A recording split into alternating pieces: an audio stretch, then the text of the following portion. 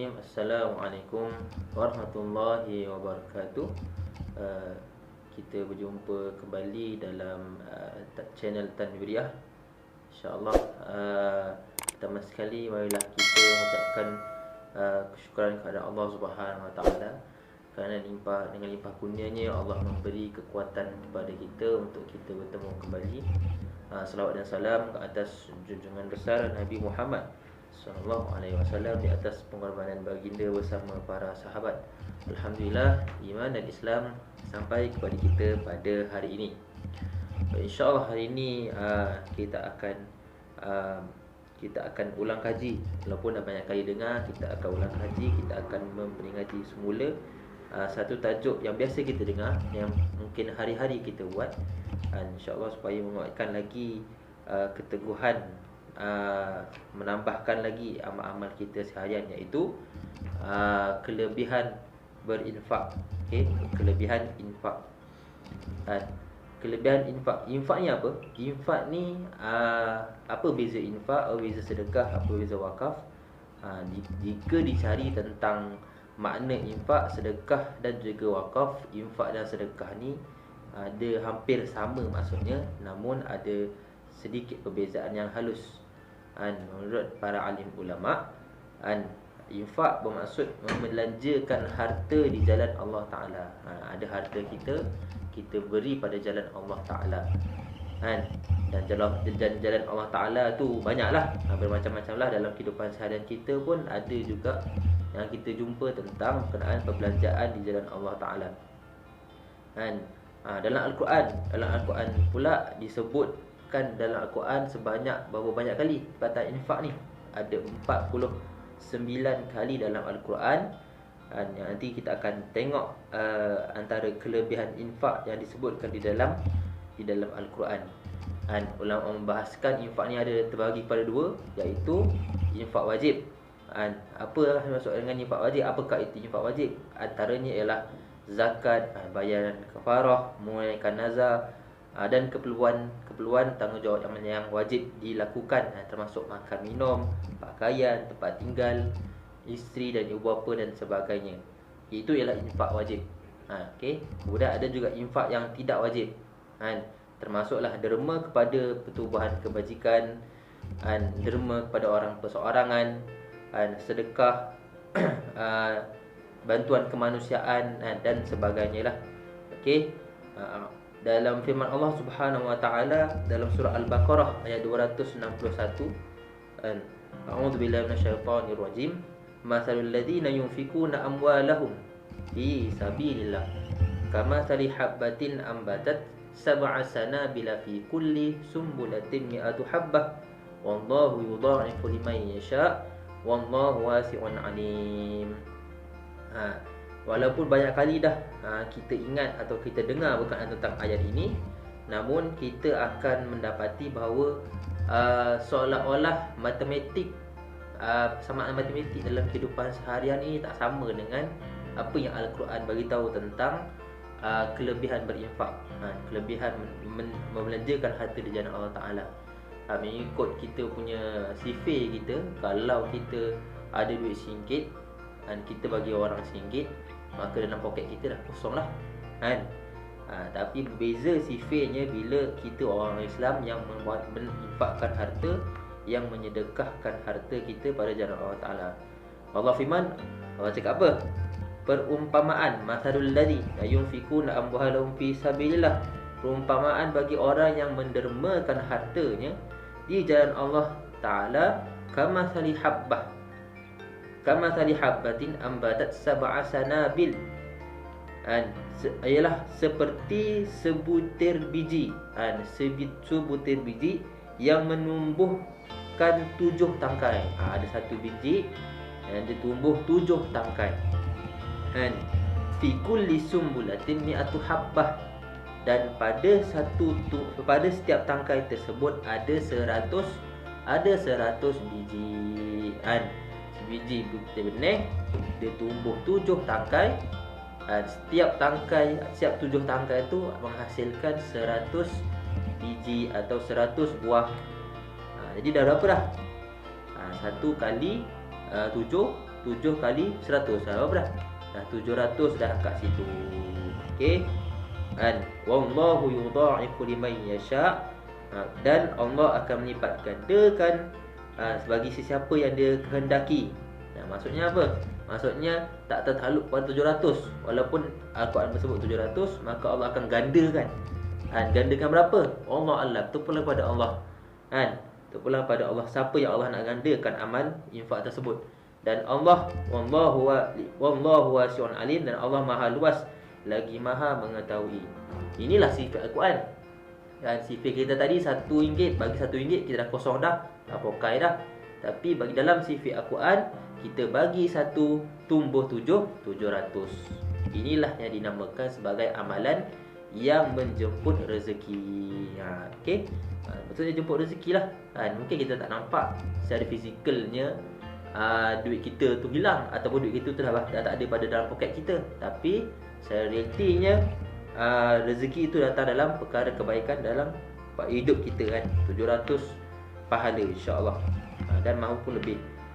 Kemudian Allah sambung lagi ayat surah Al-Baqarah ini, ayat 262, alladzina yunfikuna amwalahum fi sabilillah thumma la yutbi'una ma anfaqu mannan wala adallahum ajruhum 'inda rabbihim wala khaufun 'alaihim wala hum yahzanun.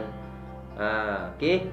Allah sebut dalam Al-Quran ni, maksudnya alladzina yunfiku, dan orang yang mendermakan hartanya di jalan Allah, thumma la yutbi'una ma anfaqu mannan wala adallahum, kemudiannya tidak mengiringi apa yang didermakan itu dengan menyebut-nyebutnya atau mengungkit-ungkitnya dan menyakiti, iaitu menyakiti siapa? Orang yang menerima infak itu atau sedekah itu, mereka memperoleh pahala di sisi Tuhan mereka.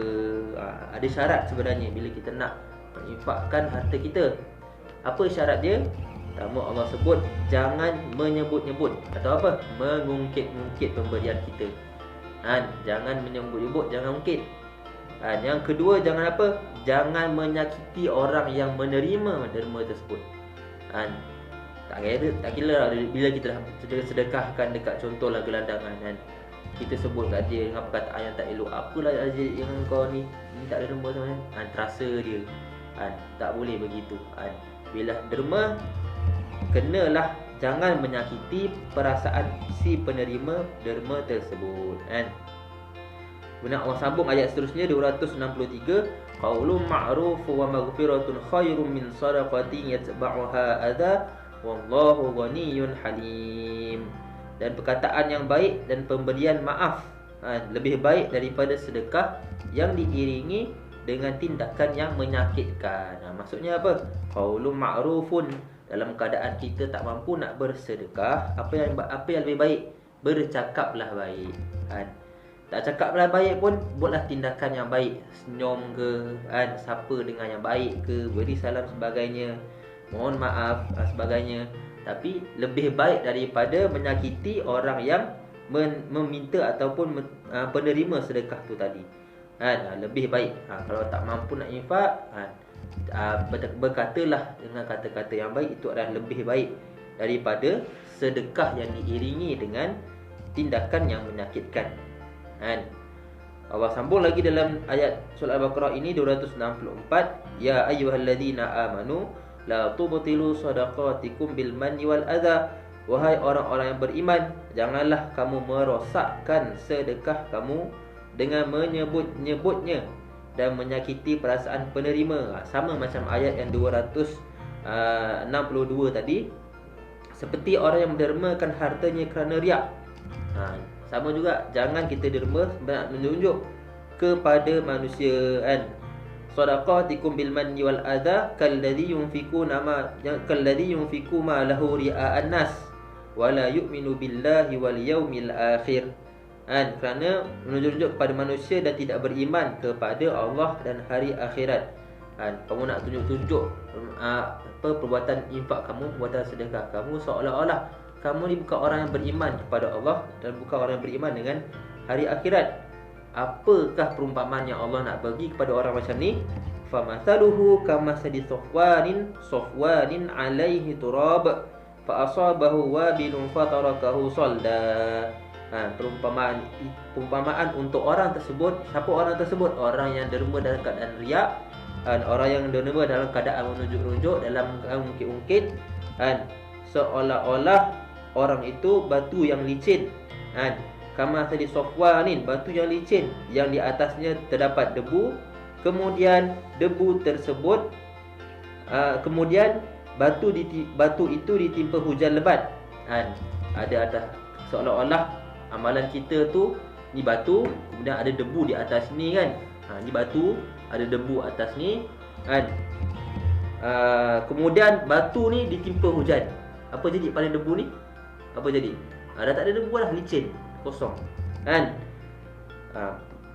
La yaqdiruna ala syai'in mimma kasabu, mereka tidak memperoleh apa pun daripada apa yang mereka kerjakan. Wallahu la yahdil qawmal kafirin, dan Allah tidak memberi petunjuk kepada orang-orang yang kafir. Itu adalah perumpamaan yang Allah beri kepada orang yang infak dalam keadaan menunjuk-nunjuk, riak, mengungkit-ungkit. Seumpama apa? Seumpama orang muflis lah, tak ada apa-apa.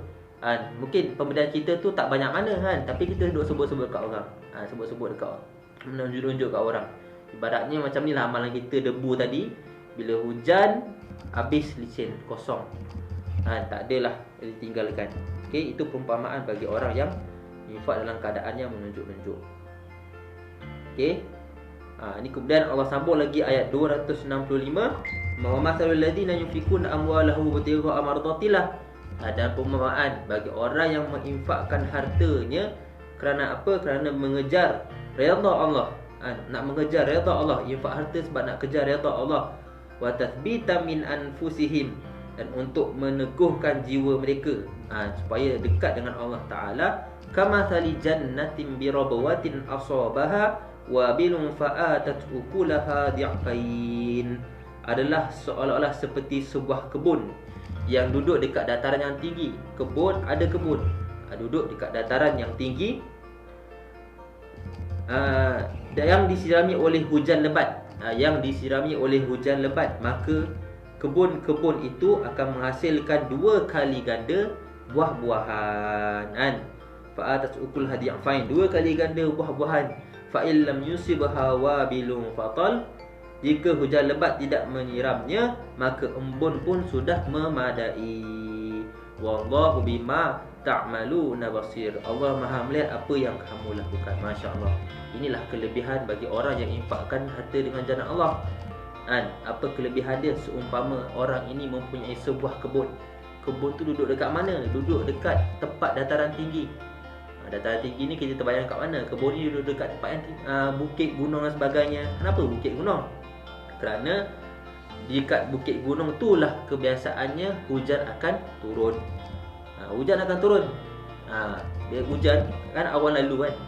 Bila awan tu nak menurunkan hujan ni, bila awan tu nak menurunkan hujannya, bila dia lalu dekat tempat dataran yang tinggi. Dekat tempat dataran tinggi lah kebiasaannya hujan akan turun. Perumpamaan Allah bagi pula, walaupun hujan tak turun, embun yang dalam dekat dataran tinggi tersebut pun dah mencukupi untuk menyuburkan kebunnya. Apa hasilnya? 2 kali ganda buah-buahan akan terhasil. Itulah perumpamaan bagi orang-orang yang menginfakkan harta di jalan Allah kerana semata-mata nak kejar keredaan Allah Ta'ala. Maka di sebalik ayat Al-Quran yang disebutkan oleh Allah Ta'ala, maka kita lihatlah para sahabat. Masya Allah, para sahabat ini dia punya semangat infak dia lain kan. Infaknya betul-betul menjiwai dalam kehidupan mereka kan. Sama ada sahabat daripada Muhajirin, sahabat daripada Ansar sekalipun, berlumba-lumba nak infakkan harta di jalan Allah kerana yakin dengan janji Allah Subhanahu Wa Ta'ala. Jadi kita ni macam mana? Sama kita ni macam mana? Kena lihat baliklah cari infak kita ni macam mana. Adakah infak kita ni sekadar nak menunjuk-nunjuk, mentang-mentang zaman teknologi hujung jari kan, nak sedekah orang pun kena ambil live recording contoh. Masya Allah, semata-mata nak buat apa tu? Nak tunjukkan apa tu? Kita takut sangat bila kita buat macam tu, bila kita buat seolah-olah kita nak mendapatkan perhatian orang lain, tanpa meletakkan niat untuk mengejar redha Allah, takut muflis lah. Umpama ayat yang telah Allah sebutkan dalam Al-Quran itu tadi. Okey, baik, rasanya itu sahajalah sedikit peringatan yang dapat kita bincangkan hari ini. Moga-moga apa yang kita bincangkan hari ini dapat menjadi satu amalan yang istiqamah dalam kehidupan kita. Dan peringatan ini tidak jauh, tidak lain tidak bukan adalah untuk diri saya sendiri. Dan moga-moga kita kekal istiqamah dalam melakukan kebaikan, insya-Allah. Kita akan berjumpa lagi. Wabillahi taufiq wal hidayah. Wassalamualaikum warahmatullahi wabarakatuh. 2 minit.